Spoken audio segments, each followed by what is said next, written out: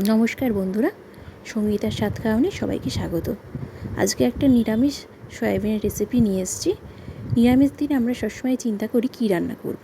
এই রেসিপিটা যদি রান্না করো তাহলে বাড়ির সকলের খুব ভালো লাগবে নিরামিষ দিনে ভাত খেতে।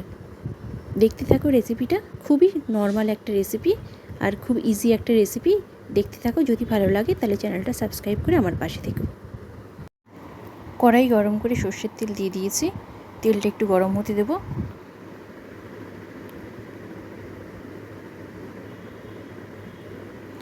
এর মধ্যে ডুমো করে কেটে রাখা আলুগুলো দিয়ে দিলাম। আলুগুলো প্রথমে ভেজে নেব।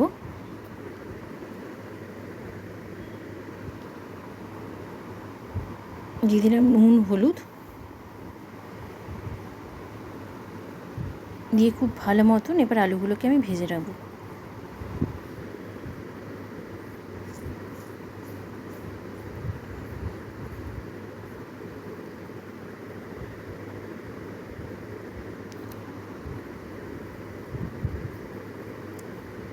নিরামিষ দিনে আমরা খুব চিন্তায় থাকি কী রান্না করব।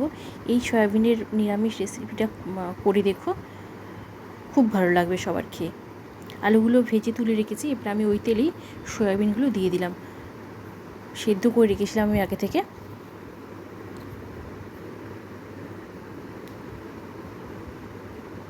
এর মধ্যে হলুদ দিয়ে দিলাম আমি, নুন দেবো না, কারণ সেদ্ধ করেছিলাম যখন তখন আমি এর মধ্যে নুন দিয়েছিলাম। খুব ভালো মতন সয়াবিনগুলো ভেজে নেব, একদম কম লো ফ্লেমে ভাজবো, যেহেতু তেলটা কম। আর সয়াবিন কম তেলে ভাজলে একদম কড়াইতে লেগে যায়। তো ভাজা হয়ে গেছে দেখো, এবার তুলে নিচ্ছি আমি। এবার কড়াইতে আবার দিয়ে দেবো সর্ষের তেল।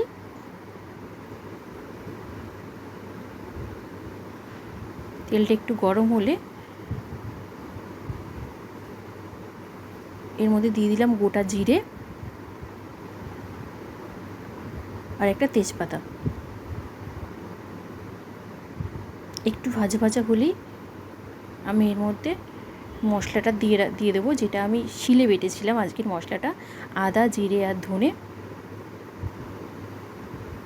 আজকে খুব ইচ্ছা হলো যে শিলে বেটে করি, তাই জন্য শিলে বেটেছিলাম। শিলে বাটার মশলা দিয়ে রান্না টেস্টটাই আলাদা হয়। দিয়ে দিলাম হলুদ, একদম অল্প লঙ্কা গুঁড়ো। খুব ভালো মতন কষিয়ে নেব, একদম লো ফ্লেমে আছে গ্যাসটা। এবার এর মধ্যে দিয়ে দিলাম আমি টমেটো পেস্ট।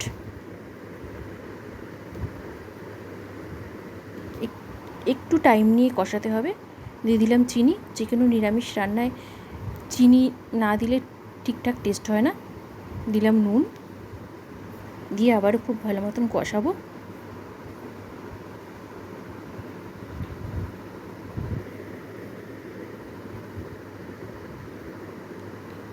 একটুখানির জন্য ঢেকে দেবো আমি। 2 থেকে 3 মিনিটের জন্য ঢেকে দিয়েছিলাম। এবার ঢাকনা খুলে আমি দিয়ে দিলাম কাঁচা লঙ্কা বাটা, যেটা আমি জিরের সঙ্গে বাটতে ভুলে গেছিলাম। পরে আবার কাঁচা লঙ্কাটা বেটে দিয়ে দিলাম আমি। কষানো দেখো হয়েই এসছে।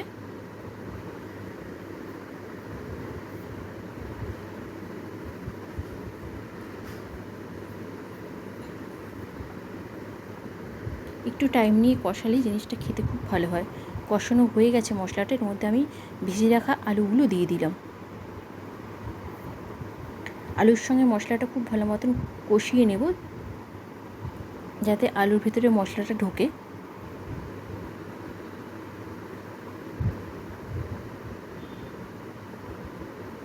দেখো কষানো হয়ে গেছে, সাইড থেকে তেল বেরোচ্ছে।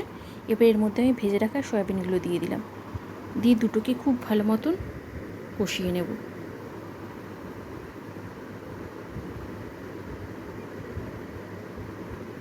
একটু টাইম নিয়ে কষাবো, যাতে পুরো মশলাটা সয়াবিন আর আলুর মধ্যে ঢুকে যায়।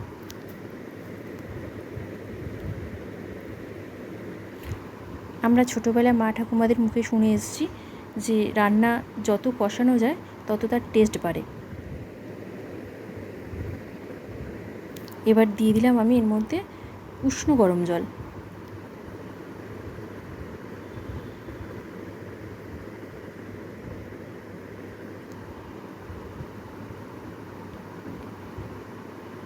এবার ফুটে আসা পর্যন্ত ওয়েট করব।